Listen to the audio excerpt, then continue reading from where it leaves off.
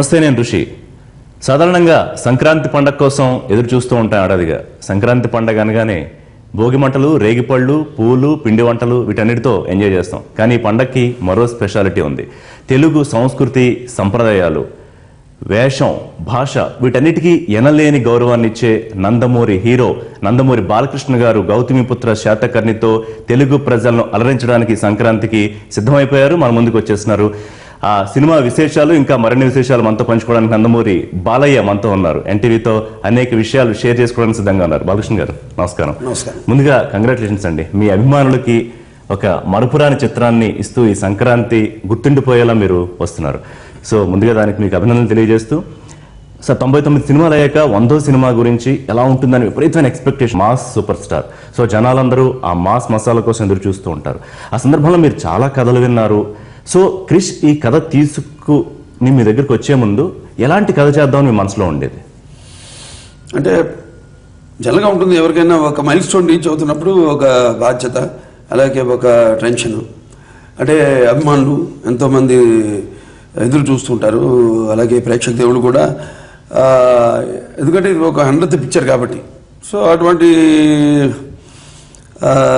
నాలో నేను ఈ పరిస్థితుల్లో సతమతమవుతున్న సమయంలో మరి 100వ సినిమా ఎన్నో కథలు వినడం జరిగింది. కొన్ని కథలు నచ్చినాయి, కొన్ని నచ్చినా మరి నా 100వ చిత్రం స్థాయికి ఇంకా అంటే వెనకాలలోనే 99 సినిమాలు, 43 సంవత్సరాల అనుభవం, సుదీర్ఘ అనుభవం చలనచిత్ర పరిశ్రమలో. మరి ఇవన్నీ దృష్టిలో పెంచుకొని మరి ఆ స్థాయికి ఏ సబ్జెక్టు రాలేదు అనిపించింది. కొన్ని సబ్జెక్ట్స్ ఏమో నాకు నచ్చలేదు అసలు. సో అటువంటి సమయంలో క్రిష్ గారు కబురు పెట్టడం జరిగింది. నాకు ఆయన కూడా పెద్ద ఎక్కువ పరిచయం లేదు. ఒకసారి ఏదో అవార్డు ఫంక్షన్లో నా చేతుల మీదుగా ఆయన అవార్డు తీసుకోవడం జరిగింది, గమ్యం సినిమా అనుకుంటాను. తర్వాత 1-2 సందర్భాల్లో బయట కలవడం, విష్ చేసుకోవడం తప్పితే పెద్ద పరిచయం లేదు. అటువంటిది ఆయన కబురు పెట్టడం నన్ను కలవాలని, ఒక మంచి సబ్జెక్ట్ ఉందని ముందు కబురు పెట్టారు. ఎందుకంటే కలవాలంటే కూడా దేనికి, ఎందుకు అని ఇవన్నీ ముందే ఆయన నా మనస్తత్వం తెలిసి ముందే ఇట్లా ఒక మంచి అద్భుతమైన సబ్జెక్ట్ ఉంది మీ 100వ సినిమాకి, సో ఒకసారి కలవాలంటే సరే రమ్మన్నాను. రావడం జరిగింది.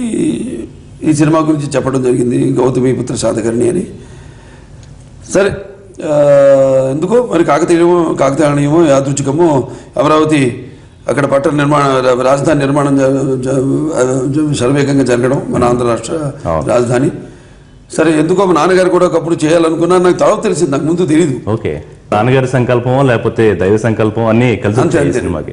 సరే అంతకుముందు క్రిష్ ఒక 4 సినిమాలు చేశారు. ఆయన ఒక క్లాస్ టచ్ సినిమాలు చేస్తారు. సో ఈ కథ మీకు చెప్పగానే వెంటనే మీకు వచ్చిన అభిప్రాయం ఏమిటి?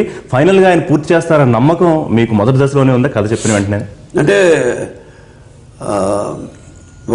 ఆయన చేసిన అన్ని సినిమాలు చూడలేదు, నేను విన్నాను, 2 చూసాను సినిమాలు. సినిమాకి వైవిధ్యం, ఒక సినిమాకి జనరల్గా నా దగ్గరకు చాలా మంది వస్తుంటారు. ఒకవేళ నేను కూడా ఎవరికైనా కబురు పెట్టినా వచ్చినా, లేకపోతే వాళ్ళు వచ్చినా కూడా రొటీన్ అంటే సబ్జెక్ట్స్ చెప్పడం తప్పితే, అంటే నా కోసం ప్రత్యేకంగా నన్ను దృష్టిలో పెట్టుకుని సబ్జెక్ట్స్ అండ్ ఏమనిపించలేదు నాకు జనరల్గా. అటువంటిది ఎందుకంటే రొటీన్గా జనరల్గా ఒకళ్ళతో కొన్ని సినిమాలు ప్రయాణం చేశాక ఒకే ట్రాక్లో పడి మనం ఒకే రకమైన సినిమాలు చేయడం. ముందు మీ దగ్గరికి వస్తున్నారంటేనే వాళ్ళు ముందు అందులో కమర్షియల్ ఎలిమెంట్స్, మాస్ ఎలిమెంట్స్ అన్ని పుష్కలంగా ఉండాలి, అన్ని పుష్కలంగా నింపుకుని వస్తారు. అంటే జనరల్గా నాకు అలా అనిపించలేదు ఎవరు కూడా నా కోసం ప్రత్యేకంగా. అటువంటిది ఈయన చూస్తే సినిమాకి మరి జనరల్గా వాళ్ళ సినిమాలు రొటీన్గా ఉంటే, ఈయన సినిమాలేమో సినిమాకి రొటీన్, ఒక తపన ఏదో చెయ్యాలని. ఒక స్పీల్బర్గ్ ఉన్నాడు, అంటే ఆయన జురాసిక్ పార్క్ అవ్వనివ్వండి, లేకపోతే ఈటీ కానివ్వండి, లేకపోతే ఇండియానా జోన్స్ కానివ్వండి, లేకపోతే షెండ్లెస్ లిస్ట్ కానివ్వండి, డ్యూయల్ అనే సినిమాని, ఒక్కొక్క సినిమా 1942 సినిమాగా అసలు ఎక్కడ పొంతన ఉండదు. అలా ఆయనలో నాకు ఒక నమ్మకం కలిగింది, ఎంతూసియాజం కనిపించింది. ప్లస్ సినిమాకి పొంతన లేకపోవడం, డెఫినెట్గా ఒక మనిషిలో ఒక జీలు, ఏదో ఒక చెయ్యాలని ఒక ఆతృత తపన కనిపించింది. సో డెఫినెట్గా ఈ విల్ డూ ఫుల్ జడ్జ్మెంట్ అని నాకు ఒక నమ్మకం ఆయన మీద, గురి కలిగింది ఆయన మీద. మీరు చాలా సందర్భాల్లో చెప్పారు సార్, చరిత్ర చాలా ఇష్టపడతారు, చదువుతూ ఉంటారు, అలాగే పౌరాణికాలు చాలా ఇష్టం. ఇంతకు ముందు ఎప్పుడన్నా శాతకర్ణి గురించి చదవడం ఏమైనా చేస్తారు? లేదండి. మిమ్మల్ని అప్రోచ్ అయ్యే వరకు లేదు లేదు లేదు. అంటే మామూలు చిన్నప్పుడు స్కూల్లో అంటే అంతే ఉంది, చరిత్ర కూడా అంతే ఉంది ఆయన గురించి, ఎక్కువ లేదు. ఎందుకంటే అప్పటికి ఇంకా అంటే క్రీస్తు శకం 1-2 శతాబ్దాల మధ్యలో జరిగింది. 70 సంవత్సరంలో ఆయన పట్టాభిషేకం అవ్వడం, అంటే 23వ రాజు అయినా అంతకుముందు ఉన్నా కూడా ఆయన్నే మొత్తం భారతదేశాన్ని ఒక గొడుగు కిందకి, అంటే చిన్న భిన్నమైన ముక్కలుగా ఉన్న ఈ గణ రాజ్యాలన్నింటినీ కూడా ఏకం చేసి తీసుకొచ్చాడు కాబట్టి. సో ఆయన గురించి అప్పటికి ఇక చిత్రకాలు రావడం, ఈ చరిత్రకాలు రావడం, వీటిని వాడు పొంతనపరచడం, రికార్డ్ చేయడం. ఆ తర్వాత మెకెన్సీ వీళ్ళంతా వచ్చారు, కైఫత్, మెకెన్సీ కైఫత్లు, లేకపోతే హుయిన్ సాంగ్, వీళ్ళంతా తర్వాత వచ్చారు. కాబట్టి వాళ్ళు ఆయన గురించి చాలా తక్కువ తెలుసు, రెఫరెన్సెస్ కూడా లేవు. సో కొంత కల్పన సినిమా అంతా మనం ఊహించుకుని చేసుకుంది. వాళ్ళ అమ్మగారు మాత్రం ఒక శాసనం వేయించారు అక్కడ కాశీలో, అదొకటే ఆధారం. అది చాలా తక్కువ ఉంది ఆయన మీద. సో నాకు డెఫినెట్గా ఈయన కూడా ఆ ప్రాంతం నుంచి వచ్చిన ఆయన, ఒక అన్వేషణ, ఒక చిన్నప్పటి నుంచి కూడా ఆయన కథలు వినడం, తర్వాత ఆయన చెప్పిన విషయాలు, కుటుంబ నేపథ్యం కూడా నేపథ్యం కూడా అక్కడ ఆచార్య నాగార్జున యూనివర్సిటీ ఎందుకు ఆయన పేరు పెట్టారు, ఆయన ఈ శాతవాహనులకి గురువు అని ఒక అండర్ కరెంట్గా ఒకటి ఆయనలో ఒక అన్వేషణ చిన్నప్పటి నుంచి ఉండింది ఆయన. సో అలా తప్పకుండా సినిమాకి సంబంధం లేకుండా చేస్తున్నారు కాబట్టి ఇది ఒక డిఫరెంట్ పిక్చర్ అవుతుంది దానికి. ప్లస్ రీసెర్చ్లో ఎంతోమంది కూడా కూర్చున్నారు పెద్దల్ని, ఏదో కొత్త విషయం మాకు తెలియని ఒక కోణం దొరుకుతుందేమోనని ట్రై చేసాము. టీటీడీ ఆయన శ్వేత డైరెక్టర్ ఆంజనేయులు గారు అయితే, చంద్రమౌళి గారు అక్కడ మ్యూజియం డైరెక్టర్ టీటీడీ, అలాగే ఆయన పరబ్రహ్మ శాస్త్రి గారు పెద్ద గుంటూరు, ఆయన పరిమర్శించారు. ఆయన వీళ్ళు తెలుగు వాళ్ళని ప్రూవ్ చేసింది. అలాగే కాకతీయ రుద్రమదేవి మీద కూడా ఎంతో అన్వేషణ చేయడం జరిగింది. అలాగే కృష్ణశాస్త్రి గారు ఉన్నారు, ఆయనేమో ఇక్కడ కరీంనగర్, ఎక్కడైతే ఈ కోటిలింగాలు ఉందో, ఎక్కడైతే ఇతను పుట్టాడు అక్కడ ఆయన కరీంనగర్ నుంచి పెద్దపల్లికి వెళ్ళే దారిలో పెద్దబొంతూరు అక్కడెక్కడ బాగా అన్వేషణలు చేశారండి. చేసి అక్కడ ఈ నాణాలు బయటపడినాయి, కర్పక్షణాలు అంటారు. కర్పక్షణాలు అంటే వాటి మీద ఆయన ముఖ ప్రతిమలు మొట్టమొదటిసారి అచ్చుపోయించిన దాన్ని బట్టే రూపం కాస్త కొంత రిఫరెన్స్ అంతే, నాణాలు బట్టి ప్లస్ ఉన్నాయి. అక్కడ ఆవిడ నాసిక్లో అక్కడ శాసనం వహించింది ఆవిడ, ఆయన తల్లి గౌతమి బాలశ్రీ. సో అక్కడ ఉన్నాయి కానీ ఫేక్గా ఉన్నాయి. కానీ సార్ ఎగ్జాగరేషన్ కాదు, యాక్చువల్గా డైరెక్టర్ గారు చెప్పింది ఏమిటంటే ఆయన కథ అనుకున్న తర్వాత శాస్త్రి గారితోనూ రైటర్ సాయి మాధవ్ గారితో కూర్చున్న తర్వాత ఎవరు అంటే ద ఓన్లీ ఆప్షన్ ఇది చేయగలిగిన వాళ్ళు బాలకృష్ణ గారు మాత్రం. అంటే బాలకృష్ణ గారు లేకపోతే గౌతమిపుత్ర శాతకర్ణి సినిమా లేదు, బహిరంగ వేదిక మీద ఆయన చెప్పింది. అంటే ఆ రిఫరెన్స్ నాణాల మీద ఎట్లా ఉన్నా ఇవాళ శాతకర్ణి నందమూరి బాలకృష్ణ గారే. అంటే ఇప్పుడు మీరు అక్కడ కొన్ని శిల్పాలు ఉన్నాయి, చెక్కిన శిల్పాలు అక్కడంతా, ఇది కేవ్స్. ఇప్పుడు అక్కడ మన నాసిక్ అక్కడ ఉన్న 13వ గుహ ఏది ఉంది అక్కడంతా, వీళ్ళు కట్టిన గుహ అది. అంటే ఈ బౌద్ధ ఆరామాలలాగా బుద్ధిస్టులు వాళ్ళు వెళ్ళి వాళ్ళు అక్కడ ధ్యానం చేసుకోవడానికి ఆవిడ కట్టించింది, ఈయన తల్లిగారు గౌతమి బాలశ్రీ. అక్కడ ఉన్నాయి కొన్ని రెఫరెన్సెస్ స్కల్ప్చర్స్ అని. కానీ యాజ్ టీజ్ కూడా మన సినిమాగా తీస్తే కూడా ఇప్పుడు సినిమా అనేది ఏంటంటే కొంచెం దీని గురించి తక్కువ ఉంది. మన చరిత్ర అంటే ఆయన వ్యక్తిగత దీని గురించి చాలా తక్కువ ఉంది. అంటే ఇప్పుడు వేష విషయం మన సినిమాకి కొంచెం అనుగుణంగా మార్చుకుని కొంచెం ఆయనకి అప్పుడు మీసాలు ఉన్నాయో లేవో అలాగా లేవని కొన్ని రకరకాల వాదనలు ఉన్నాయి. సరే ఇవన్నీ కాకుండా ఇప్పుడు సినిమా తీసినప్పుడు ఏంటంటే మనిషి ఇప్పుడు గాంధీ సినిమా ఇచ్చాడు మరి సరే అదే వీళ్ళు కనిపించలేదు వాళ్ళు కనిపించలేదు అన్నారు సినిమాలో. ఒకటే అన్నాడు, నేను తీసింది గాంధీ లైఫ్ జీవిత చరిత్ర కాదు, నేను తీసింది గాంధీ యొక్క సారాంశం, జీవన విధానం ఆయన ఏం చెప్పారు జీవన సారాంశం. అదే ఈ సినిమాకి కొంచెం మార్పులు చేసుకోవాలి. ఇప్పుడు దట్ ఈస్ వాట్ సార్, ఇప్పుడు మనం కథ రాసుకుని లేకపోతే మనం ఇష్టం వచ్చినట్టు దాంట్లో ఎలిమెంట్స్ అన్ని పుష్కలంగా పెట్టుకోవచ్చు, కానీ చరిత్రాధారంగా తీసే సినిమాల్లో ఆ రెఫరెన్సెస్ తీసుకోవాల్సి ఉంటుంది, కానీ ఎక్కువ రెఫరెన్సెస్ లేవు. సో ఒక రకంగా కత్తి మీద స్వామి ఈ ప్రాజెక్ట్ తీసుకుని ముందుకెళ్ళడం అనేది ఒక రిస్క్ లాంటిదే కదా. మొదటి ఆలోచించినప్పుడు అట్లా అనుకున్నారా? లేదు, మేము అనుకోలేదు. అంటే ఏమంటారంటే పరహితము సేవాడు పద్యం పరహితము సేవాడెప్పుడు పరహితముడకు భూత పంచకముకును పరహితమై పరమధర్మ పరహితమునికి ఎదురు లేదు సర్వేందు ముఖ్య అని. సో అలాగే మాకు అంటే సినిమా కూడా మీరు చూస్తే త్రూ అవుట్ షూటింగ్ అప్పుడు కూడా అంతా మాకు అనుగుణంగానే, అంటే దేశమంతా వర్షం పడుతుంది, షూటింగ్లన్నీ అయిపోయినాయి, అవుట్డోర్ షూటింగ్లు మాది జరుగుతూనే ఉంది నిరాటంగా నిర్విరామంగా ఎటువంటి విఘ్నాలు లేకుండా. అలాగే అక్కడ విదేశాల్లో మేము మొరొకోలో షూట్ చేసాము, మొరొకోలో తర్వాత ఇక్కడ జార్జియాలో షూటింగ్ చేసాం, అక్కడ కూడా అలాగే ఉండింది. వెళ్ళి మేము అడుగు పెట్టేసరికి వర్షం పడుతుంది అక్కడ, అదే వర్షం పడుతుంది ఇప్పుడు ఎలా ఏంటి ఎన్ని రోజులు పడుతుందో ఏంటో అనుకున్నాం. ఏ రోజైతే మేము షూటింగ్ మొదలు పెట్టామో వర్షం అయిపోయింది. ఆయనకి ఎలా కావాలనుకున్నారో వాతావరణం అలా, అంటే ఎండ అక్కర్లేదు అనుకున్నాం, కొంచెం మిస్టిక్ గా ఉంటే బాగుంటుంది అనుకున్నాం. అలా చరిత్ర ఆధారంగా తీసుకునే సినిమాలు చాలా ఎక్కువ టైం పడుతుంది సార్, కానీ ఇంత షార్ట్ స్పాన్ లో దాదాపు 79-80 రోజుల నిడులో మీరు షూటింగ్ పూర్తి చేస్తారంటే సామాన్య విషయం కదా. ఎట్లా సాధ్యమైంది? అంటే ఒకటండి, ఎక్స్ట్రా గేమ్ పెట్టాలి సినిమాలు. అది ఇప్పుడు జలగ మనం చూస్తుంటాం, సినిమా చిన్న పాయింట్ తీసుకుని చిన్న పాయింట్ హాలీవుడ్ సినిమాలు చూస్తాం మనం, వాళ్ళు చిన్న పాయింట్ తీసుకుని కరెక్ట్ గా ఒక 2 గంటలు ముగించేస్తాడు. కరెక్ట్. మనం ఏం తీసుకుంటే చిన్న పాయింట్ దాన్ని 3 గంటలు తీస్తాం, జనరల్గా మనకు అలవాటు. సరే, దాని తర్వాత మళ్ళీ కత్తెలు పట్టుకుంటారు, దాన్ని ఎక్కడెక్కడ వేయాలో ఇక తెలియక పిక్చర్లో జర్కీగా ఉంటాం సినిమా. సో ఈ సినిమా మనకి ముందే అనుకున్నాం, స్టార్ట్ చేసిన రోజే కరెక్ట్గా రిలీజ్ డే అనుకున్నాం. అలాగే లెంత్ కూడా ఇంతే 2 గంటల 15 నిమిషాలు అనుకున్నాం. కూడా చాలా కరెక్ట్గా 2 గంటల 14 నిమిషాలు అంటే నార్మల్ సినిమా డ్యూరేషనే ఉంది. అంటే నార్మల్ సినిమా కంటే తక్కువ ఉంది కదా. అంటే నా సినిమా ఇప్పుడు మా సినిమాలు చూస్తే మీరు 2.5 hours to 2:35 hours అలా ఉంటుంది. ఇది కరెక్ట్ గా మేము అనుకున్నట్టే 2 గంటల 10 నిమిషాలకి నిడివి వచ్చింది మొత్తం. సో మీరు డైరెక్టర్ మొదటి రోజు నుంచి చాలా క్రిస్టల్ క్లియర్ గా ఉండడంతో రోజులు తక్కువలో చేసేసారు, నిడివి కూడా చాలా తక్కువగా పట్టుకెళ్ళారు. సో సార్, మీకు భాష మీద పట్టు వాళ్ళు కొత్త ఏం కాదు, తెలుగు భాష మీద విపరీతమైన పట్టున్న హీరో మీరు, అగ్ర హీరోల్లో. అయితే దీనికోసం ప్రత్యేకమైన పాత్ర కోసం ఏమన్నా ప్రిపరేషన్ ఏమైనా చేయాల్సి వచ్చిందా? మీ బాడీ లాంగ్వేజ్ ఏమన్నా కొంత మార్చుకోవడం కానీ అట్లా ఏమన్నా?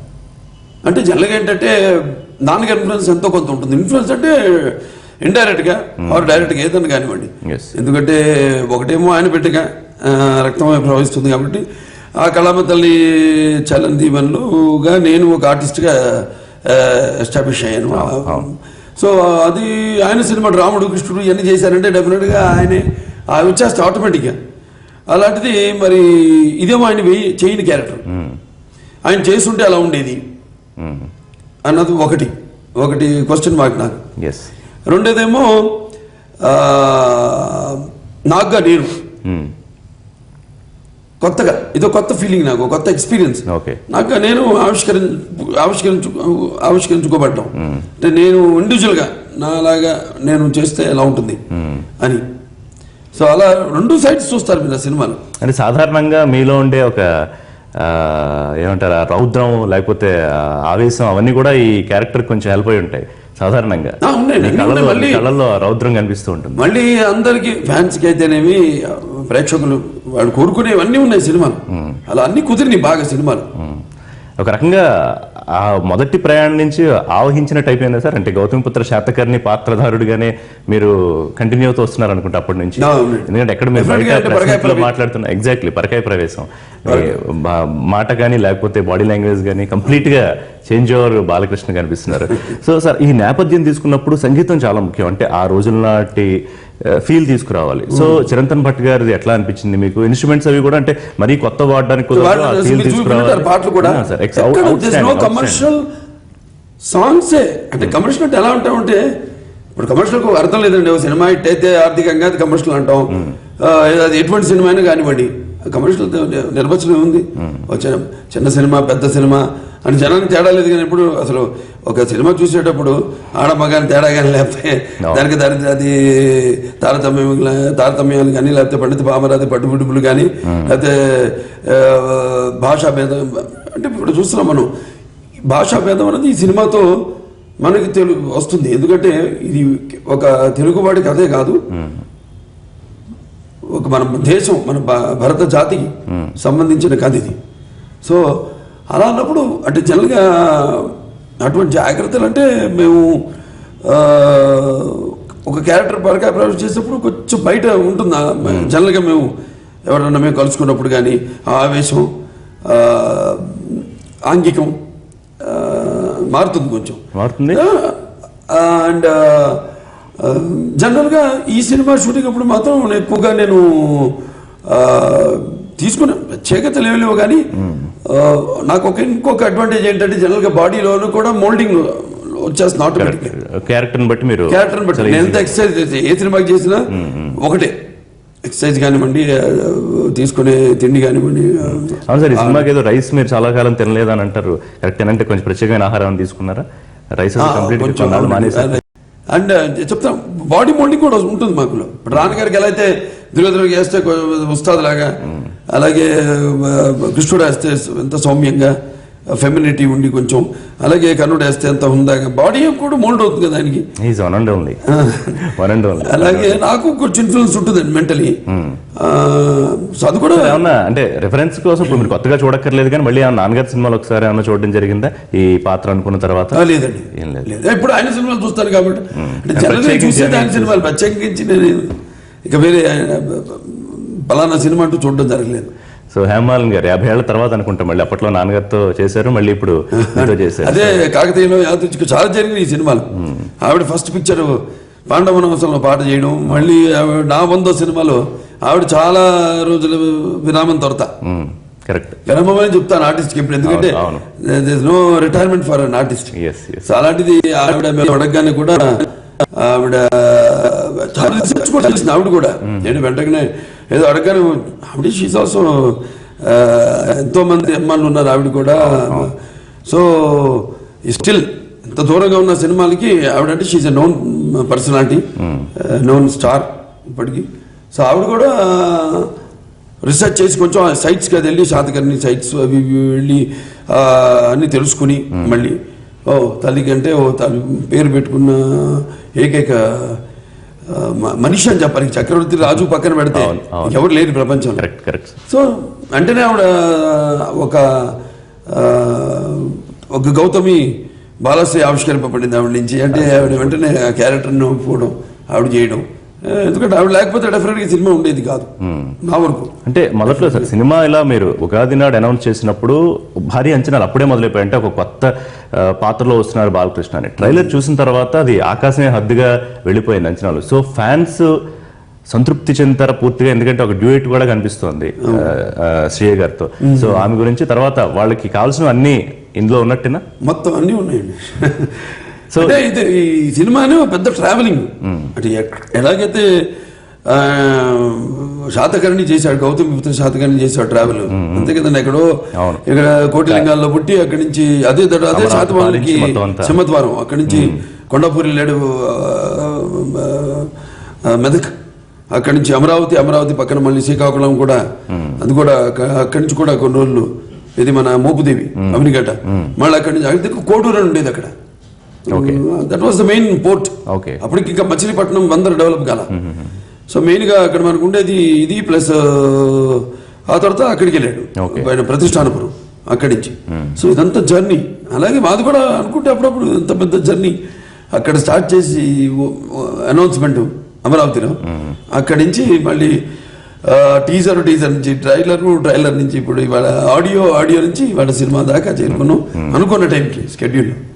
అంటే where there's a will there's a way అన్నట్టు. కరెక్ట్ సార్, చాలా చాలా సత్సంకల్పం అకుంటుంది దీక్ష అంతే. ఆశ్చర్యపోయేలాగా ఫినిష్ చేశారు అందరూ కూడా నిజంగానే. సో సార్, యుద్ధాలు మామూలు సినిమాలకి యాక్షన్ సీక్వెన్సెస్ కంపోజ్ చేయడం మీరు చేయడం రెగ్యులర్ గా అలవాటు పడేది, కానీ ఇందులో యుద్ధాలకు సంబంధించి మీరు ప్రత్యేకంగా ఇంతకు ముందు పెద్దగా మీరు పనిగట్టుని గుర్రపు స్వారీలు అవి 1-2 సినిమాలు చేశారు, నేర్చుకుంది కూడా ఏం లేదు, మీరు ఎక్కడో చెప్తే నాకు విన్నట్టు గుర్తు. ప్రత్యేకంగా ట్రైనింగ్స్ ఏం తీసుకోలేదు. సో ఎక్కడైనా ఇబ్బంది అయిందా సార్ యుద్ధాల టైంలో ఏమన్నా? కంఫర్టబుల్ కంఫర్టబుల్ జరిగింది. మెయిన్గా 3 సినిమాలు 3 యుద్ధాలండి, 3 డిఫరెంట్ అంటే సిచ్యువేషన్స్. Okay, 3 situations. మొరొకోలో షూట్ చేసినేమో నహాపన, అదే షహరాట్ రాజు నహాపన, సౌరాష్ట్ర ఆ యుద్ధం. అదేమో లాస్ట్ యుద్ధం అవుతుంది. అంటే 32 రాజులు గెలిచాక 33వ రాజు. ఓకే, సో అది అక్కడ షూట్ చేసాం. దాని తర్వాత జార్జియాలో క్లైమాక్స్, డెమిత్రియస్ అని అలెగ్జాండర్కి వాళ్ళ గాంధీ నేను చేస్తాను, నేను ఈ భారతదేశం అతని వల్ల కాల, సో నేను జయిస్తాను ఈ భారతదేశాన్ని వస్తాడు దండయాత్రకి. అందుకే ఈ రాజులందరినీ అతను ఏకం చేస్తాడు, వాడిని తరిమి కొట్టడానికి, మన దేశంలోకి అడుగు పెట్టనుకుండా. సో ఆ 2 ఇంపార్టెంట్. 3 ఫైట్స్ ఉన్నాయి. మొదటిది కూడా చాలా అంటే డిఫరెంట్ నేపథ్యాల్లో చేయడం జరిగింది. మొదటిదేమో షిప్స్ లో చేయడం జరిగిందండి. అంటే వాళ్ళు ఎంటర్ అవుతున్నారు, ఎంటర్ అవుతుంటే ఇతను మనవాడు ఎవడో వాళ్ళకి సపోర్ట్ చేస్తే మనవాడిని కొట్టడానికి వెళ్ళి ఇద్దరిని కొడతాడు అక్కడ. రెండోదేమో చెప్పినట్టు నేపాణ, మూడోదేమో ఈ డెమిత్రియస్. సో దీనికోసం ప్రత్యేకమైన శిక్షణలు అవి తీసుకున్నా? ఏ సినిమాకి తీసుకోలేదు, ఇప్పుడు ఏ సినిమాకి నేను శిక్షణ తీసుకోలేదు. రైట్, అయినో బిఫోర్ ఇప్పుడు మీకు అవసరం పడలేదు దీనికి? ఏమన్నా ప్రత్యేకంగా మళ్ళీ గుర్రపు స్వారీలు లేకపోతే కత్తి యుద్ధాల మీద వర్కౌట్ చేశారా? ఏం లేదు సార్. అప్పట్లో నాన్నగారు ఇలాంటి పౌరాణిక సినిమాలు చాలా చేసినప్పుడు టెక్నాలజీకి ఇప్పటి టెక్నాలజీకి చాలా మార్పు వచ్చింది కదా, సో అది ఎంతవరకు సినిమాకి హెల్ప్ అయింది? టెక్నాలజీ పరంగా ఎంతవరకు సినిమాకి యూజ్ చేసుకున్నారు? అంటే గ్రాఫిక్స్ కానివ్వండి, మిగతా ఇంత స్పీడ్ గా సినిమా అవడానికి స్పీడ్ గా అవడానికి గ్రాఫిక్స్ అదేం లేదండి. ఎందుకంటే మేము మొదట్లో ప్లాన్ గా చేసాం అంతా. ఫస్ట్ గ్రాఫిక్స్ ఫినిష్ చేద్దాం అనుకున్నాం. గ్రాఫిక్స్ సంబంధించిన మొరొకో, దాని తర్వాత షిప్ ఫైట్ అవన్నీ ఫినిష్ చేసేసి వాళ్ళకి ఇచ్చేసాం. ఓకే, మిగతా అంతా అంటే సెట్ ఎక్స్టెన్షన్స్ అవన్నీ కూడా అంటే ఇప్పుడు బాగా టెక్నిక్ కూడా పెరిగిపోయిందండి. అండ్ ఈఎఫ్ఎక్స్ చేశారు మాకు, వాళ్ళు కూడా ప్రత్యేకంగా ఒక బృందాన్ని ఇచ్చారు. అంటే వాళ్ళకి 2 కంపెనీస్ ఉన్నాయి, సో డిస్ట్రిబ్యూట్ చేసుకుంటారు వర్క్. సో మొత్తం డిస్ట్రిబ్యూట్ చేసుకున్న వాడు మేము చెప్పాం మా డెడ్ లైన్ ఇది, సినిమా ఇప్పుడు రిలీజ్ అవ్వాలని. వాడు కూడా బాగా కోఆపరేట్ చేసి బ్రహ్మాండం చేశారు. చిరంతన్ భట్ ఇందాక మర్చిపోయింది సార్, నేపథ్య సంగీతం కూడా చాలా ఇంపార్టెంట్. సో ఎందుకంటే మీరు చూపించే రౌద్రాన్ని, ఎమోషన్ ని ఎలివేట్ చేయాలి అది ఇంకా మరింత. సో అక్కడంతా మీరు completely satisfied? Final out fully satisfied. నేపథ్య సంగీతం నాకే కొత్త పాటలు ఉంటున్నట్టున్నాయి. ఎందుకంటే ఒకటేమో ఆ టైం క్రీజ్ చకం అక్కడికి తీసుకెళ్ళాలి. సో ప్రతి విషయంలో చాలా జాగ్రత్త తీసుకోవడం జరిగిందండి. కాస్ట్యూమ్స్ నుంచి కూడా అన్ని ఆ టైంలో ఎలా ఉంటాయి అంటే ఆ టైంలో అంటే నేను ఇప్పుడు శిల్పాలు వాటిని బట్టి చూస్తేనేమో అసలు పైన వస్తారనే లేదు. కరెక్ట్, అలా మనం చేయలేము, సినిమా మనం తీయలేము. సో కొన్ని మనం ఇప్పుడు నేను చెప్పినట్టు మీసం గురించి దానికి ఉందో లేదో నాకు తెలిసినంత లేదు. ఇందాక అదే అన్నా సార్, శాతకర్ణి ఎలా ఉంటాడో ఎవరికి తెలియదు, బాలకృష్ణ గారే శాతకర్ణి అన్నట్టు వేషధారణ, మీసాలు మొత్తం అంతా మొదటి అవకాశం నాకు దొరికింది కాబట్టి. అలాగే కొన్ని ఈ విషయాల్లో అంటే మరీ దూరం కాకుండా కొంచెం రియలిస్టిక్ గా మాక్సిమం వెళ్ళడానికి ట్రై. ఒకటి చెప్పిన 1-2 డైలాగులు వింటూ అవే పదే రిపీట్ చేసుకుంటున్నారు మేము. సో ఇంకా మొత్తం డైలాగులు ఎలా ఉంటాయి? సో బుర్రా సాయి మాధవ్ గారు ఆ పవర్, మీకున్న రౌద్రాన్ని, ఆవేశాన్ని డైలాగుల ద్వారా మరింత పెంచారు ఆయన. సో ఎలా వచ్చేసారు మొత్తం డైలాగ్స్? చాలా బాగా చేశారు. అంటే బాగా సందర్భానుచితంగా ఏదో బాలకృష్ణ చెప్తాడని కాదు, అక్కడ నేను కాదు మాట్లాడేది, అక్కడ శాతకర్ణి.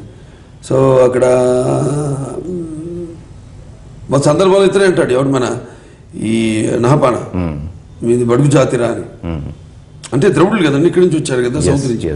సో అప్పుడు అంటాడు మాది బడుగు జాతి కాదురా, తెలుగు జాతి, అధమలం కాదురా ప్రథమలం, ఈ సువిశాల భారతదేశాన్ని భుజాల మీద మోస్తున్న పునాదులం, వీరులం, వేదభూమి వీరులం అని.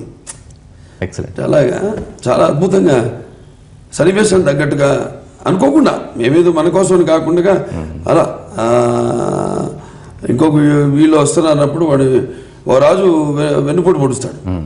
పొడిస్తే వాడిని చంపేసి అంటే మన దగ్గర ఎవరు ఉన్నారు, ఇద్దరు ఈ గ్రూప్ లోనే 2 వేగులు ఉన్నారు, వెన్నుపోటు ఎవరు ఉన్నారంటే ఒకడు లేపేస్తాను, రెండోడు వచ్చి కాళ్ళ మీద పడిపోతాడు. పడిపోయాక చెప్తాడు మాట అక్కడ ఈ ఇక నూతన నిర్మాణమైన భారత ట్రైలర్లో కూడా ఉంది. నూతన నిర్మాణమైన ఈ భారతదేశాన్ని పరదేశీయుల రక్తంతో ప్రక్షాళన చేద్దాం. ఓకే, దొరికిన వాడిని తురుద్దాం, దొరకని వాడిని తరుద్దాం, ఏదేమైనా దేశం మేసం. దేశం మేసం అనేది అసలు ఎక్స్ప్రెషన్ ఎంత కొత్తగా ఉందండి సార్. అసలు అది మీ నోటితో చెప్తే మరింత ఎస్టాబ్లిష్ అయింది. ఒక్కొక్క నేపథ్యాన్ని బట్టి క్యారెక్టర్ బట్టి అండి ఇక వస్తుంది ఆటోమేటిక్ గా. మిత్రమా సమయం లేదు, ఒకసారి అదే ఏంటి సార్ నేపథ్యం అంటే ఒకసారి అని చెప్పడానికి అవకాశం ఉందా? పిక్చర్ ఓపెనింగే జనరల్ గా ఒక వాయిస్ ఓవర్ తో స్టార్ట్ అవుతుంది. ఓకే, వాడికి పంపిస్తాను నాపాడానికి ఒక రాయబారిని పంపించి అదే కొంచెమే చెప్పాను అక్కడ. కరెక్ట్, ట్రైలర్లో మనకు కొంచెమే, ఇంకా చాలా ఉంది దాంట్లో. ఇప్పుడు మీరంటే వినాలనుంది మా ఎన్టీవీ ప్రేక్షకులు, ఆ డైలాగ్ ఒకసారి అంటే. నా కత్తి కంటే నెత్తుటి దార ఇంకా పచ్చిగానే ఉంది, సమయం లేదు మిత్రమా, శరణమా రణమా. సో అక్కడిని కొడితే ఇంకా భారతదేశం మొత్తం అదైపోయింది, వైకం చేసేసి కొడతాడు ఇక. సో మొదటిసారి క్రిష్మీకి వచ్చి కథ చెప్పిన తర్వాత మీకున్న అంచనా, సినిమా అంతా పూర్తయిన తర్వాత ఫస్ట్ కాపీ చూసిన తర్వాత what was your immediate response? బ్రహ్మాండం అసలు అనుకున్నానికంటే కూడా ఇంకా అంటే of course I was very confident. So shooting చేసేటప్పుడే మీకు తెలిసిపోతుంది. ఒకటేమో కాదు, మొదట్లోనే కాన్ఫిడెన్స్ నాకు. ఎందుకంటే ఎందుకు వచ్చింది ఈ సబ్జెక్ట్ అనుకోలేదు నేను. మీకు చెప్పాను అమరావతి ఇక్కడ జరగడము, క్యాపిటల్ అలాగే ఇది సినిమా రావడం. So there is self I was very confident. And అక్కడే నేను ఏదో ఒక అదృశ్య రూపంలో ఏదో ఎంత ఇవన్నీ జరిపిస్తుంది ఇదంతా. లేకపోతే ఇలా రావడం చెప్పడం ఇమ్మీడియట్గా అన్ని సీక్వెన్సెస్ తీసుకుంటే వరుసగా జరిగినవన్నీ.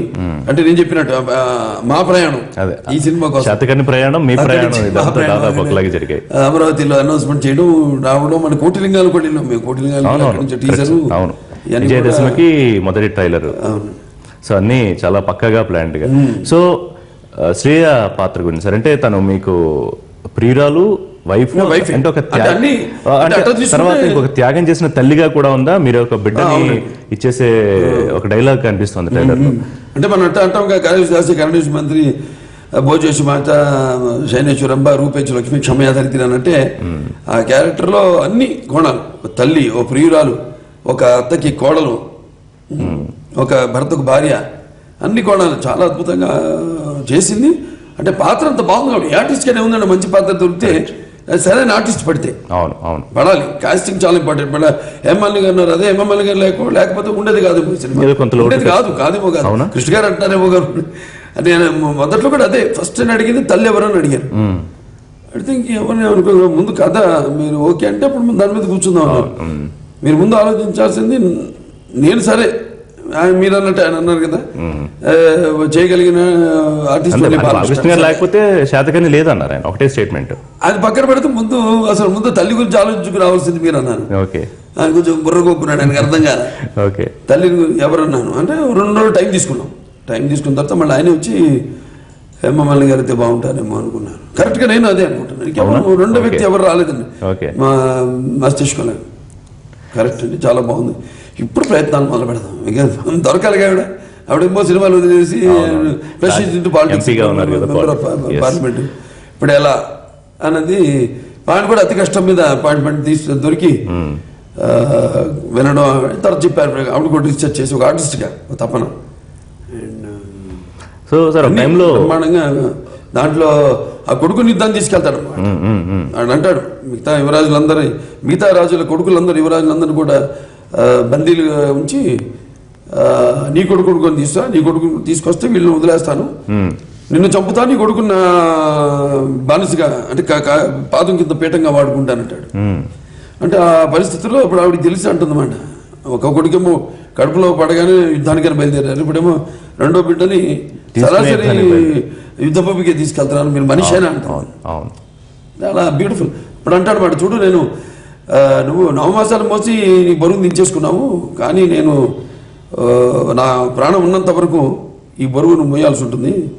తను కేవలం నాకు కొరుగు పెట్టే అంటే పులోమావి కేవలం నాకు కొరుగు పెట్టే కొడుకు మాత్రమే కాదు, భారత చక్రవర్తిగా ఈ యొక్క శాతవాహన సామ్రాజ్యాన్ని శాతమానంలో సామ్రాజ్య జ్యోతిని నా తర్వాత కూడా వెలిగించవలసిన వారసుడు పోగొట్టుకుంటానా అంటాడు. అంటే అంత నమ్మకం లేదు నా మీద, వెళ్తే యుద్ధానికి తిరిగి వస్తానని అడుగుతాను. అంటే బ్రహ్మాండం చాలా బాగా. సో కబీర్ బేడీని తీసుకున్నారు కదా సార్, నహాపన క్యారెక్టర్. సో అతను కూడా మీకు ధీటైన పర్సనాలిటీ ఆయన విలన్ గా.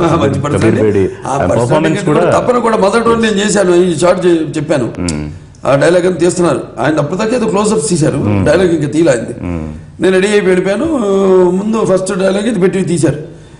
ఇది విశాల భారతదేశాన్ని మా భుజాల మీద మోస్తున్న పునాదులం వీరులం వేదభూమి వీరులం అని.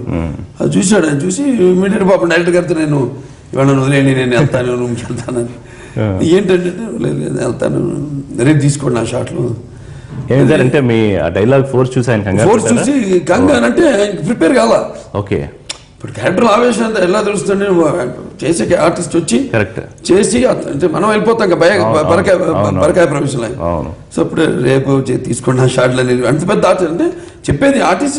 సో మీరు ఒకసారి ఏమైనా మాట్లాడారా ఆయనతో అప్పుడు, కబీర్ బేడీ గారితో అప్పుడు ఏమైనా మాట్లాడారా మీరు? అంటే మామూలు లొకేషన్ లో కూర్చొని మాట్లాడుకున్నంత వేరండి.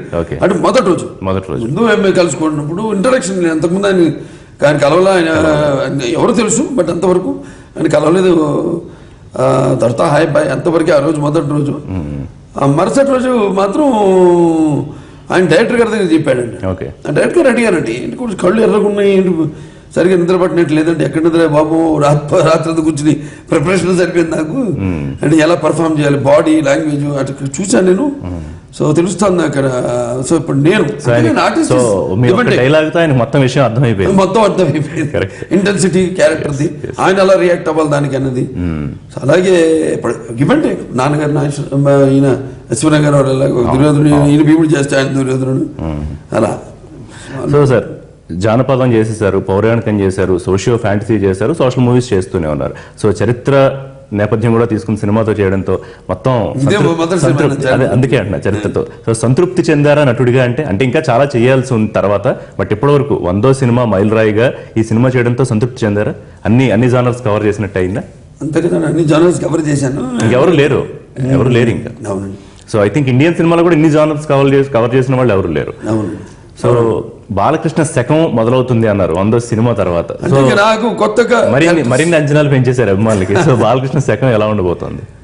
బాగుంటుంది, నా ఐడియాస్ నాకు ఉన్నాయి. ఇక ఇందులో ఎక్కడ కూడా ఇక కొత్త ఇంకా ఈ కాకుండా ఇప్పుడు ఏమి ఇవ్వాలన్నది ఉన్నాయి, నాకు ఐడియాస్ ఉన్నాయి. అంటే ప్రతిదీ కొత్తగా తీసుకుంటారా సార్, లేకపోతే రెగ్యులర్ గా ఇంత ముందు చేస్తే కమర్షియల్? ప్రతిదీ కాదు, ఇంటర్నెట్ ఫ్యాన్స్ కూడా వాళ్ళు చూసే సినిమాలు ఉంటాయి, వాళ్ళకి ఫుల్ మీల్స్ పెట్టాలి వాళ్ళకి. అలాగే ప్రతి సినిమాలో ఫుల్ మీల్స్, ఇప్పుడు సింహం ఉందని లేకపోతే లెజెండ్ ఉంది, ఈ ఫుల్ మీల్స్ అన్ని ఉన్నాయి. అన్ని రకాల అన్ని వర్గాల ప్రేక్షకులు చూశారు, అంది పొట్టి ఫ్యాన్సే కాదు కదా. సో నాకు కొత్త ఆలోచనలు వస్తున్నాయి. సో డెఫినెట్గా ఇవన్నీ వెరైటీగానే ఉంటాయి నా దగ్గర వచ్చేవి, నా స్మరణలోకి వచ్చేవి. తప్పకుండా ఇక ముందు కొత్త నేపథ్యాలతో కూడుకున్న సినిమాలు అవన్నీ ఆవిష్కరింపబడతాయి. మీ డ్రీమ్ ప్రాజెక్ట్ సార్ నర్తనశాల అంటే 100వ సినిమాగా ఒకసారి చేద్దాం అనుకున్న ఆలోచన కాదు, రైతు చేద్దాం అనుకున్నాను. ఓకే, అది కొంతసేపు జరిగింది. అమితాబ్ బచ్చన్ గారిని అప్రోచ్ చేయడం, ఆయనకి డిసిషన్ చెప్పాలి అది చేయడానికి, కొంత టైం అడిగారు ఆయన. సో దాని మీద ఆధారపడి ఉంటుంది, చేస్తేనే సినిమా ఉంటుంది. అది స్క్రిప్ట్ అంతా సిద్ధంగా ఉంది సార్, రైతు అంతా ఆల్మోస్ట్ రెడీ. మాకేం సార్ 2 నిమిషాలు కూర్చొని ఎంత ఆర్డర్ అంతా రెడీగా ఉంది. ఎందుకు ఇక్కడ అన్ని మిగతాయి కూడా ఆయన ఒకటి ఏంటంటే ఆయన లేకపోతే సినిమా లేదు అది. సో నెక్స్ట్ మూవీ అదే ఉండొచ్చా? ఏమో సినిమా రిలీజ్ అయ్యాక. నర్తనశాల గురించి మళ్ళీ ఆలోచన ఏమైనా చేస్తున్నారు? లేదండి, అప్పట్లో లేరు. ఒకటేమో సౌందర్య గారు లేరు, దాని తర్వాత శ్రీహరి గారు లేరు. ఇంకా శ్రీహరి గారు దాంట్లో ఇప్పుడు అంటే 2 సీన్లు షూట్ చేశారు, భీముడి పాత్ర. ఇక పోయింది, దాని మీద చాప పోయింది, నాకు ఇంట్రెస్ట్ పోయింది. కొంతమంది సీనియర్ డైరెక్టర్లతో కూడా కథలు విన్నారు. సంగీత శ్రీనివాసరావు గారు మీతో కూర్చున్నారు, అంటే 100వ సినిమాకి సంబంధించి చాలా మందితో కూర్చున్నారు మీరు. సో మళ్ళీ అవన్నీ ఏమన్నా యాక్చువాలిటీకి వస్తాయా? లేదు, 100వ సినిమా నేను ఎవరితో కూర్చోలేదు, రైతు ఒకటే పెట్టుకున్నాను. అవునా? రైతు ఒకటే యాప్ట్ అనుకున్నాను title. Either it should be more than ఏమంటాం మనం, larger than life. Larger than life అలాగని ఉండాలి, లేకపోతే రివర్స్ అని ఉండాలి, మధ్యలో ఉండకూడదు సినిమా అనుకున్నాను. సో ఇది అసలు సో అటేమో లార్జర్ దన్ లైఫ్ ఇప్పుడు ఇది గౌతమ్ బుద్ధ శాతకర్ణి, లేదంటే రైతు అనేది ఇట్స్ సరే ఆ నేపథ్యంలో వాళ్ళ ప్రాబ్లమ్స్ గొడవ. సో బాలకృష్ణ గారు అనగానే ఫ్యాన్స్ డాన్సుల కోసం ఎదురు చూస్తూ ఉంటారు. సో ఇందులో వాళ్ళు ఎదురు చూసే డాన్సులు ఉండవు. సో పుష్కలంగా నెక్స్ట్ సినిమాలో ఆ డాన్సులు అన్ని ఖచ్చితంగా ఉంటాయా? ఎందుకంటే మీ పేరు చెప్పగానే ముందు చూసేది డ్యూయెట్లు డాన్స్లే కదా. అండ్ మాస్ హీరోగా మీకున్న ఇమేజ్ సాధారణమైన ఇమేజ్ కాదు. అంటే ఇప్పుడు నెక్స్ట్ పిక్చర్ ఏదన్నది ఇంకా నేను డిసైడ్ చేయలేదు కాబట్టి ఇప్పుడప్పుడే చెప్పడం వీలు కాదు. సో ఇంకేమన్నా అంటే మెమరబుల్ ఎక్స్పీరియన్సెస్ ఏమన్నా సార్ సినిమా షూటింగ్? ప్రతిరోజు ఒక మెమరబుల్ ఎక్స్పీరియన్స్ ప్రతిరోజు. ఎందుకంటే అందరూ ఇప్పుడు హేమమాలిని గారు, కబీర్ బేడి గారు ఏంటండి, వాళ్ళతో ఫస్ట్ టైం కాంబినేషను, నా ఎక్స్పీరియన్స్ వాళ్ళతో యాక్ట్ చేయడం. అలాగే అంటే ఈ సినిమాలో ప్రతి సన్నివేశం ఒక ఎక్స్పీరియన్స్ అండి. So every day we are going through different emotions అనమాట ఎవ్రీడే. సో ప్రతిరోజు ప్రతి క్షణం ఒక అనుభవమే, ఒక మర్చిపోలేని ఒక తీయని స్మృతి. మొదటి నుంచి సార్ అంటే మీరు చిన్నప్పటి నుంచి పుట్టింది పెరిగింది అంతా సిటీనే కదా. సో ఈ భాష మీద, తెలుగు భాష మీద ఇంత విపరీతమైన పట్టు రావడానికి కారణం నాన్నగారితో పెరగడం, వారి సినిమాలు చూడడమా? మీరు ప్రత్యేకంగా ఏమైనా దీనికోసం ఏమైనా చేసి ఉన్నారా మొదటి నుంచి? నేను ఎక్కడ నాన్నగారు మెడ్రాస్ ఉండేవాడు, నేను ఇక్కడ ఉండేవాడిని. మాకు చాలా తక్కువ ఉండేది టచ్ అయింది. ఓకే, అప్పుడప్పుడు కలవడమే. అప్పుడప్పుడే సెలవులకు వెళ్ళినప్పుడు అది కూడా టైమింగ్స్ అని వేరు కదండి. పొద్దున 8 షూటింగ్కి వెళ్ళిపోవడం, రాత్రి వచ్చేటే 8-8:30 పడుకోవడం. నాకు అది సినిమాల ఇన్ఫ్లుయెన్స్ అండి. ఆయన ప్రత్యక్షంగా కంటే కూడా పరోక్షంగా. ఓకే, తెర మీద ఆయన నుంచి నేర్చుకుంది ఎక్కువ, అంతే ప్రత్యక్షంగా కన్నా. నేను ప్రాక్టీస్ దాన్ని తీసుకుని ఒక ముందు పట్టితో సాధించాలి అంటే సాధించాలి కాదు, భాష మీద కూడా మనకి అంటే ఏదన్నా నెమ్మదిగా అదొక డిఫరెంట్ జంక్షన్స్ అవి ఒకటేమో అని సినిమాలు, అంతేకాదు సినిమాలతోనే అట్రాక్ట్ అవుతాం. ఆయన భాష, ద వే ఆఫ్ డెలివరీ. ఇప్పుడు కర్ణ ఉంది, పాండవులు అన్నప్పుడే నాకు ఇంట్రెస్ట్ కలుగుతుంది మనకి. మనం కూడా ట్రై చేద్దామని ఒక ఇంట్రెస్ట్. అక్కడి నుంచి నెమ్మదిగా అర్థం తెలుసుకోవడం, ఆ తర్వాత నెమ్మదిగా భాష మీద ఒక ప్రేమ. ఎస్, మన భాష మన మూలాలు, దాని మీద మనకి ప్రత్యేకమైన ఇంట్రెస్ట్ కలగడం. అలా దాని మీద నుంచి నెమ్మదిగా కొంచెం గ్రంథాలు అవన్నీ చదవడం, అలా స్టార్ట్ అయింది జర్నీ. ఇప్పుడు చదవడం కొనసాగుతుందా? చదువుతూ ఉంటానండి సార్. ఒక పక్క సినిమాలు, మరో పక్క వీలు దొరికినప్పుడల్లా నియోజకవర్గంలో కూడా ఎమ్మెల్యేగా అభివృద్ధి కార్యక్రమాలు చేస్తూ ఉన్నారు. సో మీ అభిమానులు ఇంకా మిమ్మల్ని మరింత ఉన్నతంగా చూడాలనుకునే వాళ్ళకి రాజకీయాల్లో ఏం చెప్తారు వాళ్ళకి? ఇంకా చేసి ఉంది సినిమాలు అంటే సినిమాలు జరుగుతూనే ఉంటాయి. ఏమైనా రాజకీయాలు ఉంది, I'm satisfied but what ever, అంతే తప్పితే నేనేం ఆశలు పెట్టుకుని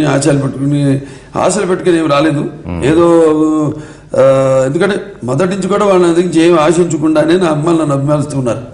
నా గుర్తు కొంతమంది ఇంత పిల్లలు ఉన్నప్పుడు కూడా వాళ్ళు ఇప్పుడు ఏదో పెద్దవాళ్ళు ఇప్పుడు.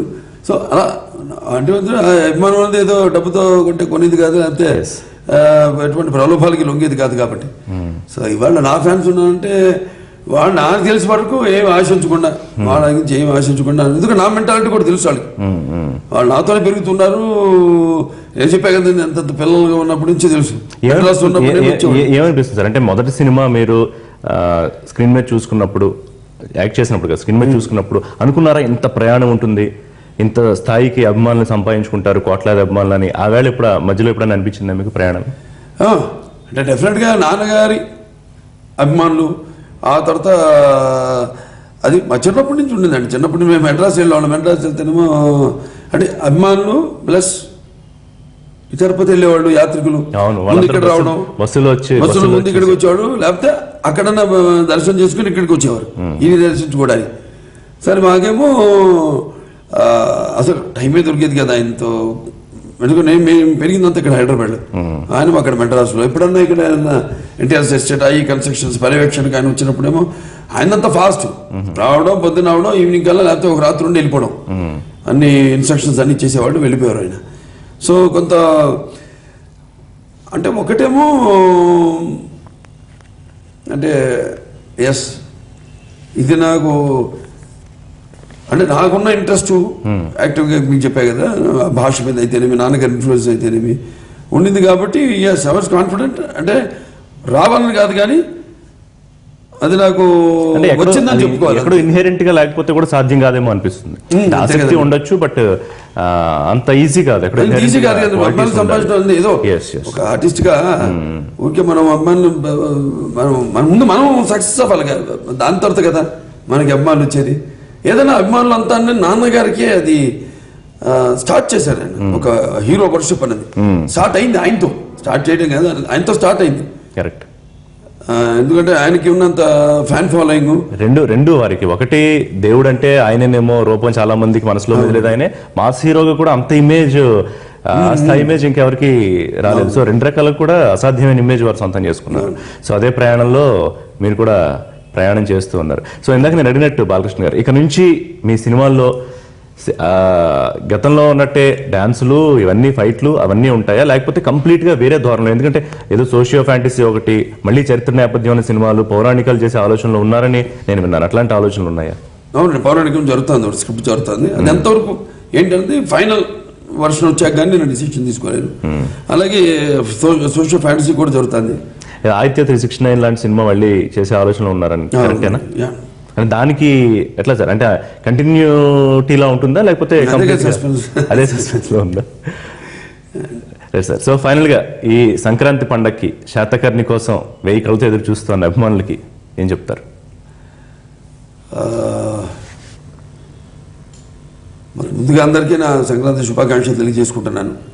అండ్ ఈ సంక్రాంతి అనేది గొప్ప ముగ్గులతో, లేకపోతే ఈ భోగి మంటల వెచ్చదనాలతో, అలాగే కొత్త బట్టలతో, కొత్త అల్లుళ్ళతో, అలాగే ఈ పండగ పిండి వంటలతో, అలాగే కొత్త ధాన్యపు రాసులతో అందరూ ఎంతో సంతోషంగా జరుపుకునే పండగ ఈ సంక్రాంతి పండుగ. అటువంటి సంక్రాంతి పండుగ మరింతో వినూత్న కాంతులను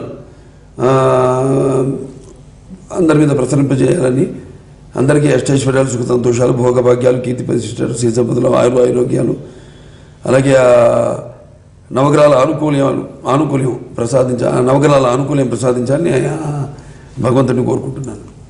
thank you very much sir. Satakarni me cinema చరిత్రనే కాదు, తెలుగు సినిమా చరిత్రలో కూడా ఒక మరపురాని చిత్రంగా మైలురాయిగా నిలిచిపోవాలని ఆకాంక్షిస్తూ మీ ప్రేమను మీ సినిమాల ద్వారా అభిమానులకు పంచాలని కోరుకుంటూ థ్యాంక్ యూ సో మచ్ ఎన్టీవీకి టైం కేటాయించినందుకు. Thank you.